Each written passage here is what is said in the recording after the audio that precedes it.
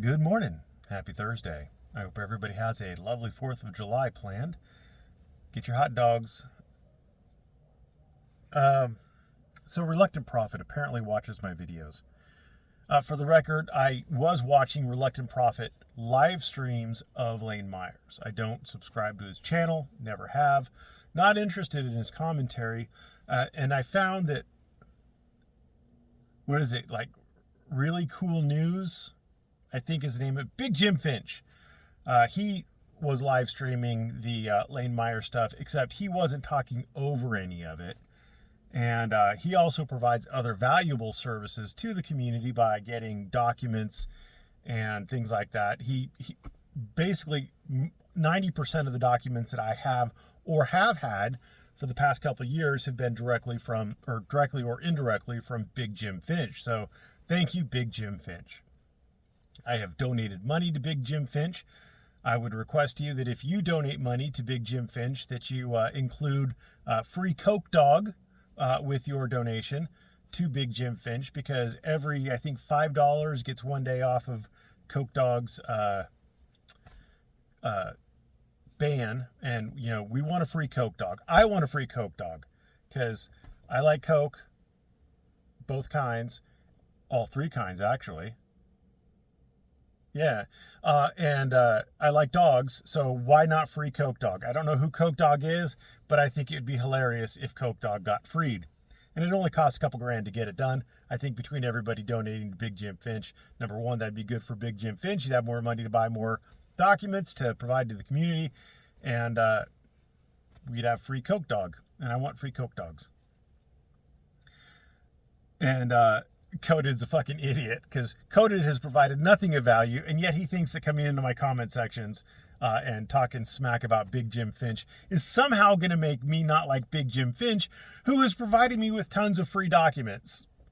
And Coded has provided me with a very hysterical moment with his mom coming in to clean his room while he was streaming, but beyond that, really nothing else. So anyway, Reluctant Prophet, back to that, comes into my comment section. This is the second or third comment he's made. I don't really know. I don't track him. I don't really care about him, but I know I've seen comments from him before. But this time, it was something along the lines of another dumb lawyer, i.e. another person who called everything right from the get-go. Literally every attorney, other than Michael Eline, who's a fucking idiot and who didn't go to law school or didn't graduate from it or something along those lines. He apprenticed into becoming an attorney. So, I mean, the guy's dumb as dog shit. He's probably okay at doing personal injury, but beyond that, I wouldn't trust him as far as I could throw him. But literally every other attorney, every other judge out there is like, oh, it's harassment. So yeah, another dumb attorney. The people who called it right the entire time. Another dumb attorney, another dumb lawyer, right? But basically he said, hope you're never in Arizona or something along those lines. It boggles my mind. It hurts me to the core to realize that there are people out there this stupid. And I'm not really saying this to insult Reluctant Prophet. He can't help how stupid he is. But imagine, for those of you out there, having gone through 6 months of this, 6 months of me breaking down the law, of the attorneys going over the law, of Lane Myers thinking he's got the law right, presenting an argument to the court and having it shot down. Imagine 6 months of that and still not understanding the difference between what Lane Myers did and what I'm doing. Imagine that. Imagine people going to him for his take on things. He's so stupid that he can't, after 6 months of being immersed in this kind of stuff, he still can't figure out the difference between what Lane Myers did that's harassment and what I'm doing that's clearly not harassment. Clearly not harassment. He can't figure it out. Imagine that. Lane Meyer supporters are still coming into my comment sections on my last video. First of all, they said I was butthurt in my last video. Like, that was a good outcome, and I am happy he got a good outcome. I was worried that he'd go to prison for it. And I know a lot of Lane Meyer's haters like, he should have gone to prison. Bah. I don't think so. And you're entitled to your opinion, but I've never thought he should go to prison over what he did. I always thought he should get probation or like time served plus whatever. The reality of what he did, I don't think calls for prison. My opinion, your opinion may vary.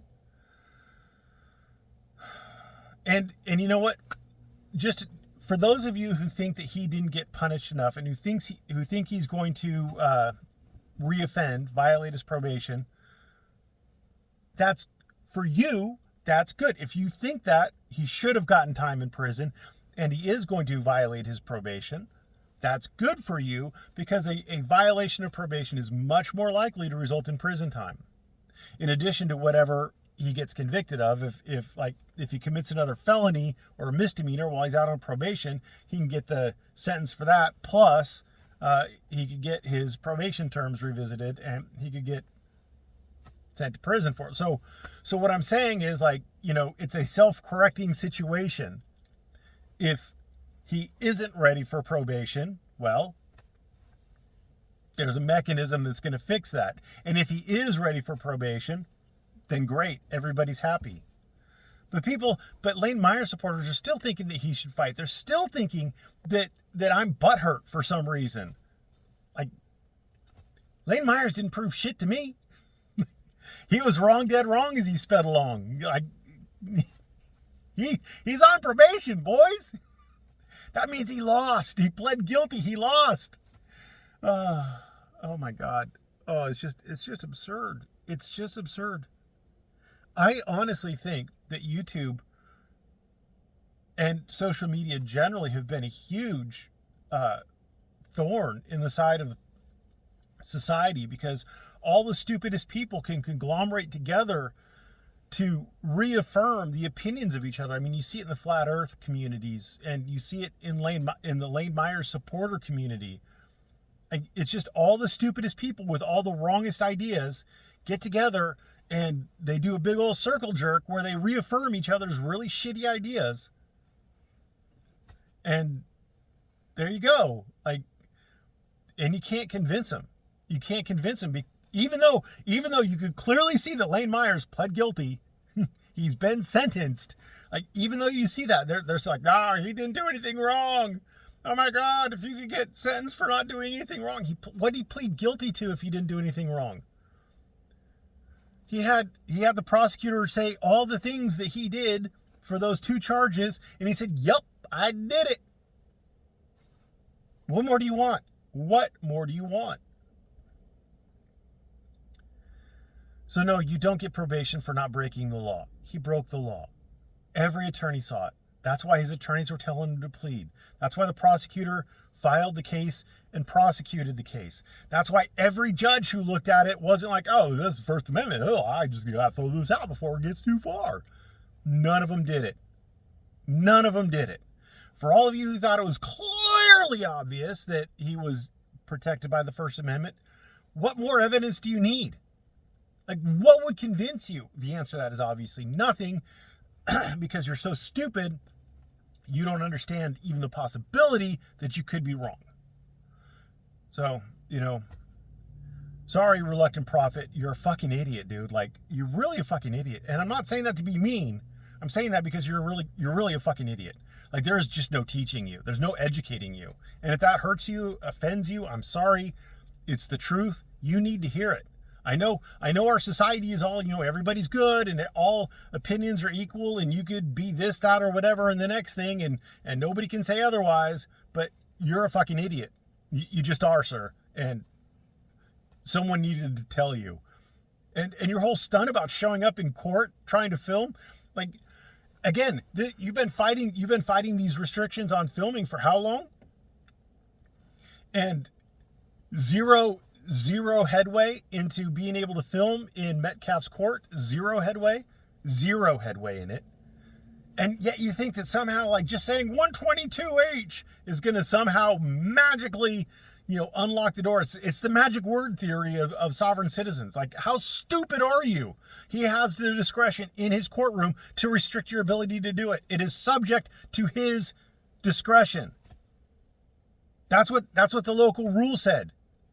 That's what the Supreme Court rule, the rules of the Supreme Court, whatever say. He has a discretion, and he's exercising it. And he said no, and you're dumb. Jesus, you're dumb.